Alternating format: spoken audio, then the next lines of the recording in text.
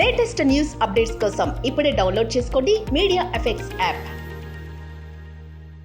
Welcome to media effects. Iran అధ్యక్షుడు Raisi మే 19న మరణించిన విషయం తెలిసింది.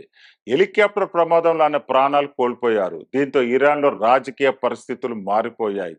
అయితే ఇరాన్ సర్వోన్నత నాయకుడిగా అధికారం చేపట్టడానికి అడుగు దూరంలో నిలిచారు అధ్యక్షుడు ఇబ్రాహీం రైసీ.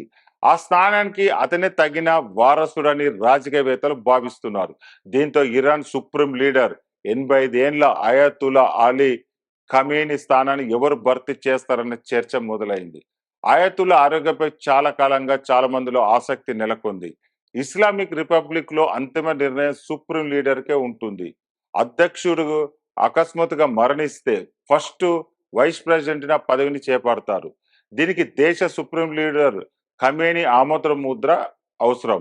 కాబట్టి రైస్ మరణంతో ఇరాన్ విధానాలు మారతాయని గాని దీని పరిణామాలు దేశాన్ని కుదిపేస్తున్నాయి గాని ఎవరు భావించట్లేదు. ఆధిపత్యం వహించిన ఇరాన్ అధికార వ్యవస్థకు పరీక్షగా మారబోతుంది. మాజీ ప్రాసిక్యూటర్ అయిన రైసీ మరణాన్ని ఆయన ప్రత్యర్థులు హర్షిస్తారు.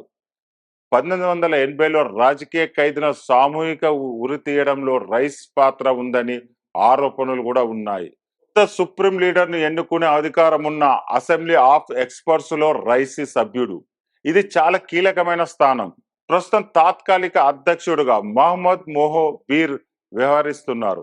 అయితే 50 రోజులుగా అధ్యక్ష ఎన్నికలను నిర్వహించాల్సి ఉంటుంది. కానీ రైసీ ర్యాంక్ స్థానంలో ఎవరు కనిపించడం లేదు. ఆయన స్థానంలో ఎవరు అధికారంలోకి వచ్చినా నిషిద్ధ ఎజెండాతో పాటు పరిమిత అధికారాలను వారసత్వంగా పొందుతారు.